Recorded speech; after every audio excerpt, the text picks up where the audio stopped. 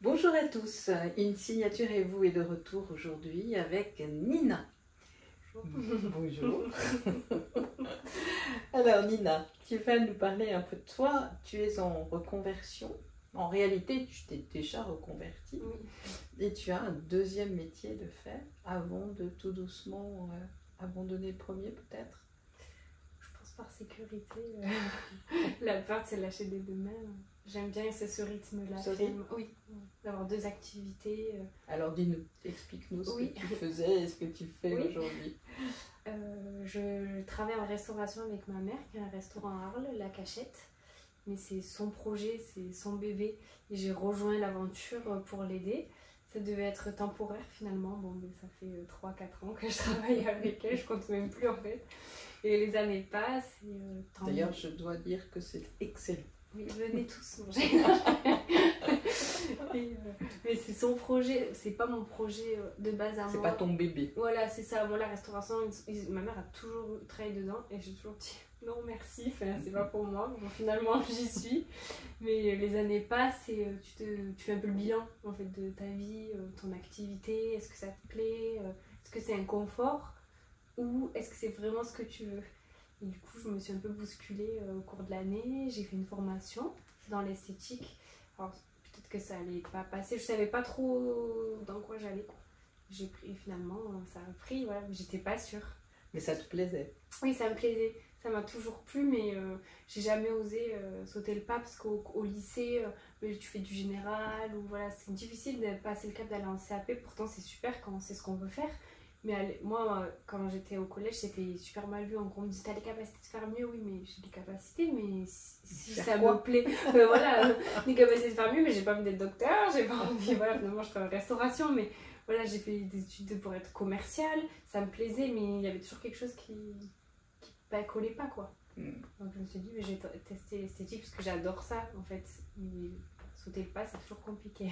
Oui, c'est difficile, mais maintenant que tu l'as fait, que tu as passé cette étape, est-ce que c'est un regret? Est-ce que c'est quelque chose qui te plaît vraiment beaucoup? Non, ça me plaît vraiment beaucoup. J'aimerais aller plus loin même parce que tu commences avec des formations, tu apprends pas tout d'un coup, en fait, tu te spécialises. Moi, je me suis spécialisée dans la beauté du regard. Donc, c'est quelque chose que je veux continuer, mais il y a d'autres facettes, il y a d'autres prestations proposées, donc d'autres formations à faire. Donc oui, là, j'ai envie d'en faire encore plus. Ça, je comprends. Alors, j'ai ta signature, bien évidemment, sous les yeux. Hein. Tu es quelqu'un d'extrêmement créative, finalement. Ouais, vraiment très créative. On a l'impression que tu as passé ton enfance et peut-être ta préadolescence à rêver, à imaginer les choses, à sentir, pressentir. Tu étais comme si tu étais un peu recroquevillé sur toi et que tu étais dans l'attente de quelque chose sans savoir quoi. Et du coup, le rêve était un échappatoire formidable pour toi et t'a permis de tenir et d'avancer. Oui, c'est vrai. L'âge de 8 ans, d'ailleurs, il se passe quelque chose qui t'oblige définitivement à trouver refuge dans ton imaginaire. Ça te parle? Oui, c'est dans ma situation familiale, dans mes parents, quoi. Ta situation familiale? C'est ça, dans ma situation familiale. Ça, c'est vraiment un âge où là, tu es totalement en suspens et seul l'imaginaire te permet de tenir et d'avancer. Mais il n'empêche que cet imaginaire et cette façon d'être toujours à l'écoute, toujours sur le qui-vive, toujours essayer de comprendre, percevoir les choses, a fait que tu as développé un potentiel créatif énorme que tu pourrais mettre au service d'un art même, s'il en était question. Notamment, tu as une aisance dans le toucher, donc ça pourrait être le massage par exemple, mais c'est pas... Mais la poterie, t'en as fait? Oui, voilà. La poterie, la terre, tu sais, travailler la terre, toucher la terre, il y a vraiment un potentiel énorme là que tu devrais cultiver, hein, si je puis me permettre. En ce qui concerne l'esthétique, forcément c'est créatif, c'est une forme de créativité et ça te permet d'exprimer des choses. Et ce qu'il faut reconnaître également là, au travers de cette signature, c'est que tu es quelqu'un qui a besoin de donner, qui a besoin de partager. beaucoup. J'aime le contact avec Avec les l'humain. gens. Je suis sociable, mais c'est naturel. Ouais. Et ce contact, tu le retrouves évidemment à travers ce travail. La restauration aussi, hein, Oui, on est d'accord, mais c'est pas, t'as pas le même temps à accorder aux gens. Là, tu peux te laisser aller et aider les gens à se sentir mieux, parce que ça, c'est important pour toi. J'ai le sentiment, tu m'arrêtes si je me trompe, hein, que tu étais toujours inquiète pour ta maman et que tu te demandais si elle allait bien, si elle était bien, si elle était heureuse. Aujourd'hui, on a grandi toutes les deux en fait, donc du coup on a un lien qui Mais vraiment, c'est très très présent. Et du coup, tu as cette même approche vis-à-vis des autres, tu as envie qu'ils aillent bien, qu'ils soient heureux. J'aime pas. Enfin, je suis toujours, comment dire, empathique. Mais des fois c'est trop, mais c'est comme ça. Alors, raconte-nous un peu ce parcours de reconversion, de changement. Comment ça se passe quand du jour au lendemain on décide de faire une formation? Qu'est-ce qui s'est passé au-dedans de toi? Qu'est-ce qui t'a motivé le plus? Qu'est-ce qui t'a poussé à le faire? Je pense que c'est l'envie d'entreprendre beaucoup, de faire quelque chose pour moi. Voilà, j'ai besoin d'indépendance en fait, mais dans mon activité, pas dans la vie privée, c'est vraiment dans mon activité, être fière de moi en fait, de faire quelque chose qui t'appartient, ouais, c'est ça, à moi. C'est vrai qu'avec ma mère c'est super, mais elle est créative, parce qu'elle est en cuisine, donc elle est créative dans ses assiettes, mais moi j'ai pas vraiment de créativité dans mon travail, et c'est vrai que ça me manquait. Terriblement. Ouais, de faire quelque chose moi-même. En fait, j'aime être autodidacte, quoi. Apprendre des choses seule, faire seule. Je pense que c'est un besoin, mais c'est un besoin de reconnaissance aussi, je pense, au fond. J'aime me sentir que je fais quelque chose de bien, que je réussis, le challenge. Alors, tu as commencé depuis peu cette activité, hein, si j'ai bien compris. C'est début d'année, donc c'est tout frais. Donc c'est tout, effectivement, tout neuf, mais tu es déjà très demandée. Oui, j'ai pas mal de rendez-vous, ça, je suis plutôt humble, mais je dois avouer que ça a pris un peu de l'ampleur. Alors quand tu commences, en plus, t'oses pas en parler, il y a comme un manque de confiance, de peur de te louper, je sais pas, et finalement j'ai pris... C'est normal. Ouais, c'est ça, au début. Et j'ai pris de l'aisance, et au plus on m'a fait confiance, au plus j'ai pris confiance. Les retours positifs de mes clientes se sont multipliés. C'est ça, les renouvellements de rendez-vous, parce que souvent quand on prend rendez-vous 2 fois, c'est un test. oui, c'est ça. Si elle revient plus, c'est qu'elle n'a pas aimé. Donc là, j'ai plein d'habitués. Je me dis, c'est que du bonheur. Elles me le disent qu'elles sont contentes, je le vois quand à la fin du rendez-vous, je leur donne le miroir. Et je leur dis, vous en pensez quoi? J'ai dit, mais vous pouvez me le dire si ça vous plaît pas, si vous voulez qu'on change quelque chose. Et voilà, je suis vachement à l'écoute. Elle me dit, je veux rien changer, c'est super comme ça. Alors, je dois dire, j'ai testé la cuisine de ta maman, que j'ai vraiment beaucoup aimé, mais j'ai testé aussi tes talents, oui. Parce que pour en parler et comprendre, j'y suis allée, j'ai essayé et je suis revenue. Oui, c'est vrai, elle fait partie des clients qui sont revenus. Donc, j'adhère complètement, tu as vraiment un potentiel. Donc, effectivement, on sent que ça ne peut pas s'arrêter là, qu'il y a besoin d'ouverture, qu'il y a besoin de grandir. Oui, c'est ça. Donc, évidemment que tu vas faire d'autres formations, évidemment que tu vas faire d'autres choses, mais à ton avis, qu'est-ce qui fera qu'à un moment donné, tu te sentiras enfin arrivé là où tu veux? Est-ce que c'est juste basé sur la reconnaissance, ou est-ce que tu crois que tu n'as pas encore touché du doigt ce petit truc qui fera que tu dis « Ah, je suis à ma place ». Ah, je l'ai vraiment pas touché. Je pense que vraiment pas. Je pense que j'ai mis la barotte. Déjà, je pense que le jour où je serai fière de moi, c'est le jour où j'arrêterai l'activité avec ma maman. Même si je l'aime, ma place, elle n'est pas indispensable. Même si je lui donne de l'énergie positive, je la pousse toujours à aller au bout de ses projets. Je pense que le jour où vraiment je penserai, on va dire pas à moi, mais où je sentirai que je pourrais pleinement vivre de mon activité, que je pourrais faire ça du matin jusqu'au soir, là pour moi j'aurais réussi. Donc pour moi, tant que, c'est bizarre, mais tant que j'en vis pas financièrement, comment dire que c'est pas quelque chose où en gros j'ai le carnet plein, pour moi c'est pas une réussite encore, j'ai du chemin à faire. C'est ça. Moi j'ai toujours envie de faire plus. C'est comme ça, je pense que c'est comme ça qu'on réussit. Mais alors, on en a souvent parlé lorsque je faisais mon émission radio sur Radio Médecine Douce avec Nathalie Lefebvre. C'est tant que alors, au début, c'est bien de garder une activité de façon à avoir une soupape et de se dire, bon, je suis pas, à la rue, etc. Ouais, Mais ça il y a un vaut. moment où il faut choisir. Ouais. Et c'est là que les choses peuvent se développer vraiment. À partir du moment où tu décides de dire j'ai confiance en moi, je vais y arriver, c'est là que ça marche. Oui, tu te donnes à 100%, parce qu'en fait, t'es pas à 100%, t'es 50-50 finalement. Donc, du coup, ça se ressent peut-être. Voilà, je sais que des fois, je travaille trop sur une activité, mais ça prend le pas sur l'autre. Mais en même temps, voilà, je peux pas abandonner ma mère parce que c'est mon premier boulot. Donc, faut pas que le deuxième, finalement, même si c'est mon métier passion, il prenne le pas sur le premier. Donc, oui. C'est difficile pour toi de doser, mais on sent qu'il y a de l'affect surtout. Oui, hein, c'est dur de travailler en famille, mais au moins c'est pas dur, on va dire, on se dispute pas, on s'entend super bien, justement. C'est dur de peut-être rompre mais cette... quel est le... Justement, c'est intéressant de voir le regard de cette maman. Qu'est-ce qu'elle te dit, elle? Qu'est-ce qu'elle Elle est fière de moi, hein. Ma mère, en plus, c'est pas elle. C'est pas elle qui me bloque. C'est toi qui te sens responsable. Oui, oui, c'est ça. Ça correspond à cette petite fille de 8 ans. Hein, oui. qui... Est-ce que ma maman va bien? Qu'est-ce que je peux faire pour la protéger? C'est ça. Je peux pas l'abandonner. Pour moi, je me dis le jour où je vais partir, je vais l'abandonner alors que...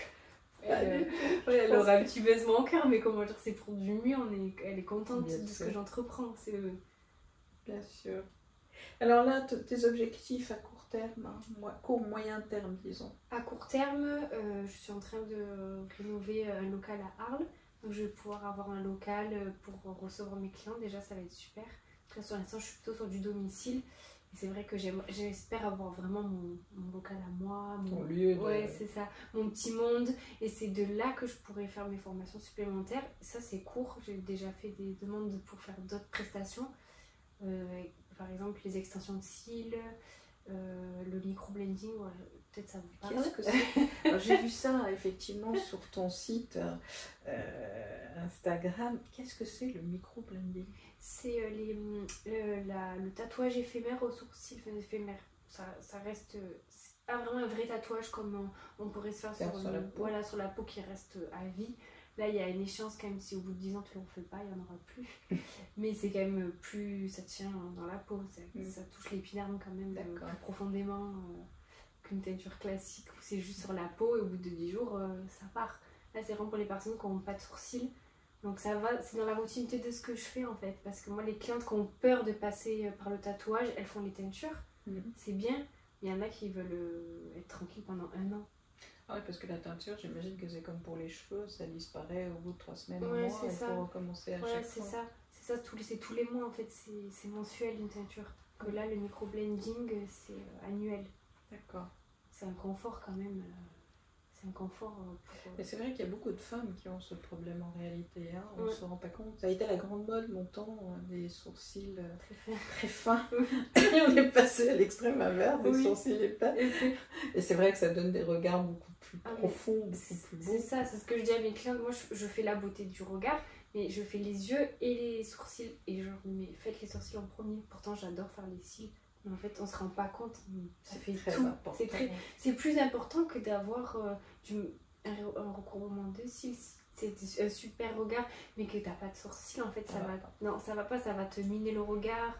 Ça change tout. Il faut mieux miser sur ses sourcils que le reste. Voilà. Ça, je comprends. Et alors, qu'est-ce qui fait que tu as arrêté la terre, la poterie? Tu sais, c'est parce que t'as pas le temps? J'en ai fait quand j'étais jeune. Parce que je me suis beaucoup cherchée, j'avais besoin de faire de l'art. J'en ai fait longtemps. Et puis, je sais pas, j'ai arrêté. Tu t'es arrêtée? Ouais, je me suis arrêtée sans... Ouais, j'ai pas renouvelé l'année, quoi, comme on dit. Et puis, j'ai fait d'autres activités, beaucoup de danse. Parce que j'avais besoin d'extérioriser tout ça, j'ai adoré. Mais c'est vrai que j'ai pas repris. Après, j'ai fait des études dans l'art.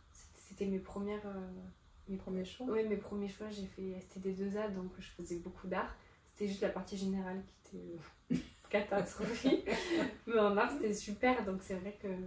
Non, il y a vraiment un talent là. Si je puis me permettre d'insister, tu devrais retenter l'expérience, ne serait-ce que pour te détendre et te trouver un mode d'expression. Mais je pense sincèrement qu'il y a quelque chose. Non, mais en plus, c'est quelque chose qui revient à la mode.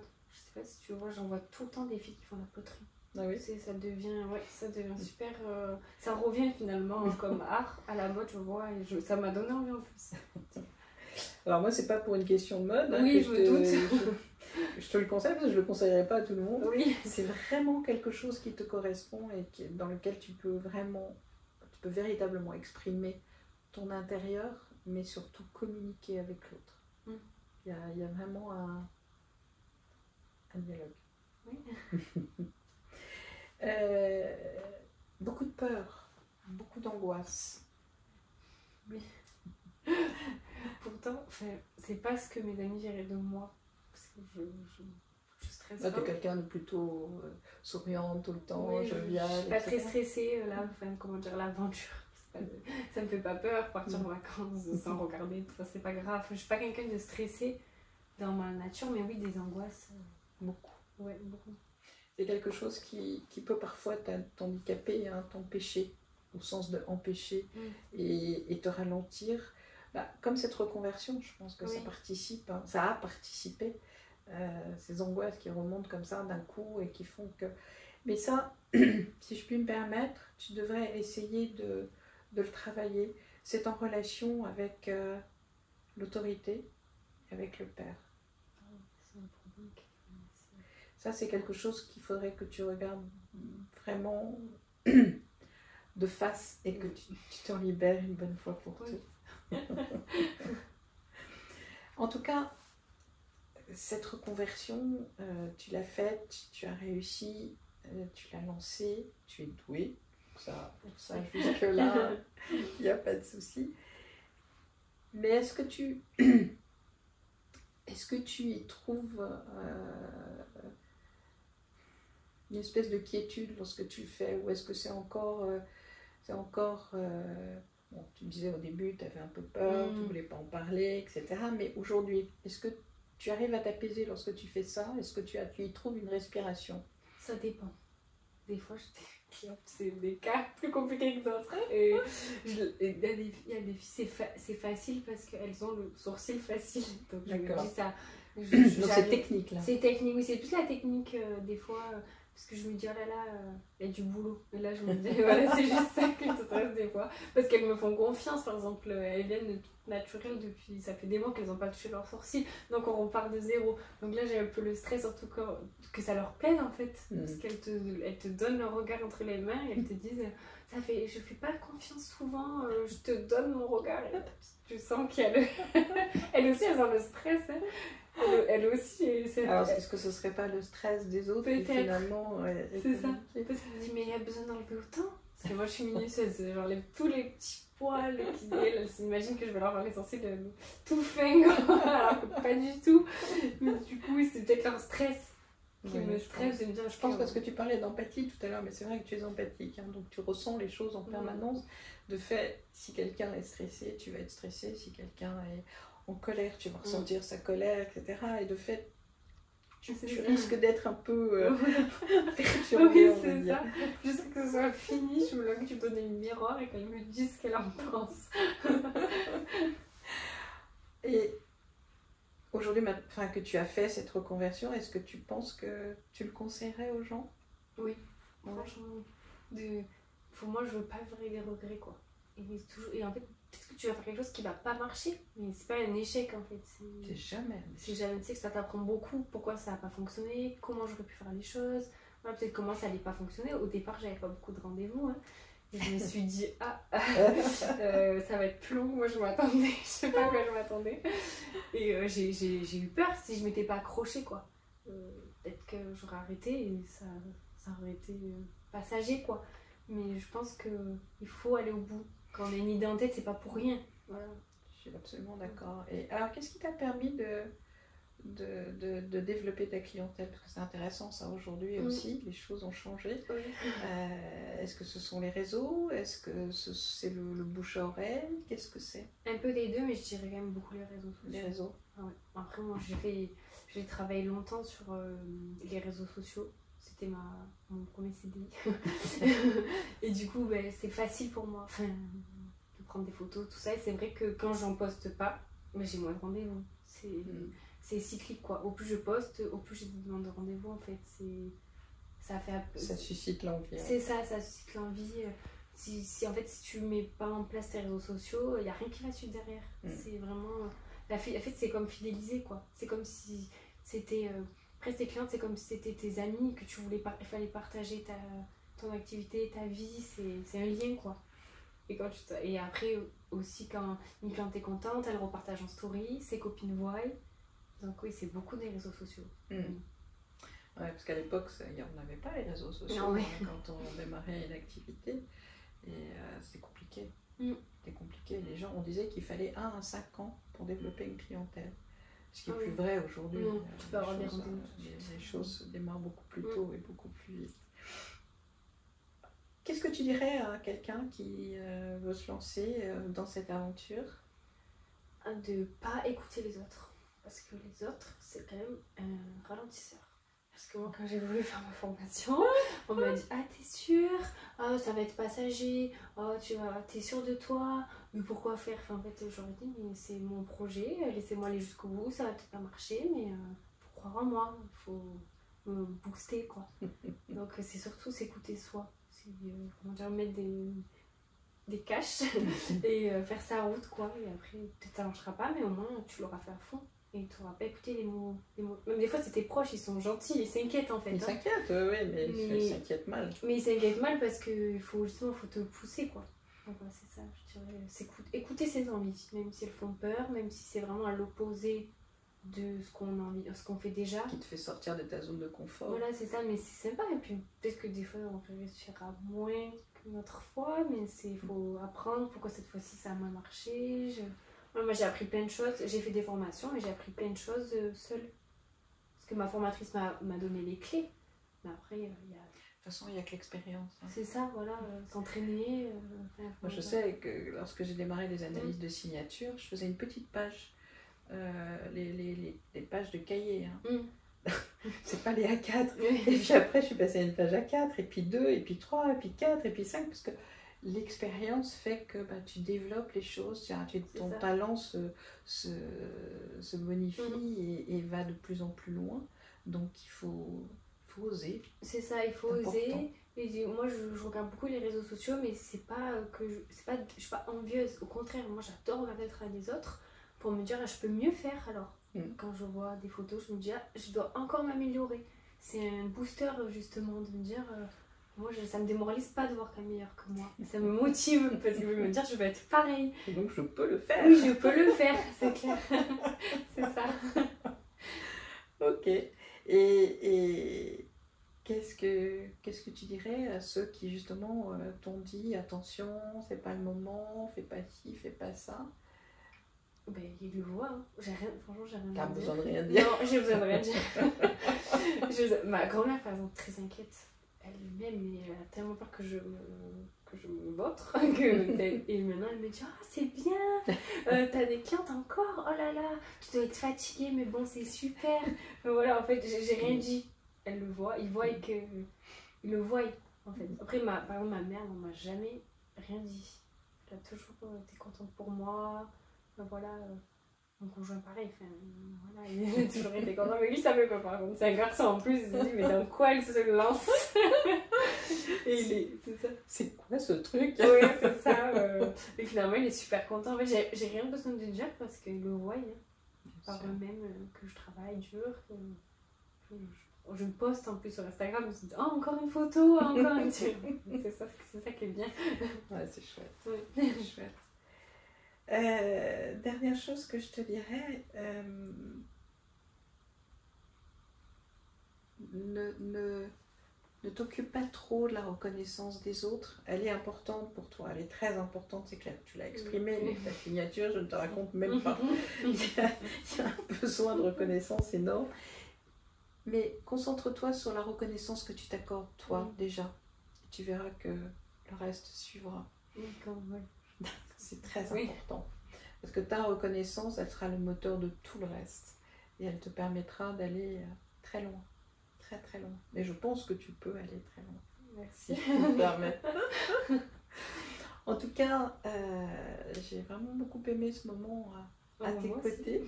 Est-ce que tu as envie de dire un mot pour la fin? Merci d'écouter ma vidéo et de se motiver à sortir de sa zone de confort. C'est le meilleur moteur, je trouve, dans la vie. Absolument. Après peut-être que certaines personnes aussi sont contentes de ce qu'elles ont. Ah, mais il faut juste se sentir bien là où voilà, on est. c'est ça, voilà. Ne pas trop cogiter aussi sur ce qu'on peut avoir de mieux, parce que des fois, on a juste tout ce qu'il faut pour être heureux. Voilà, s'écouter, je pense. Parfait. Écoutez son cœur. Oui.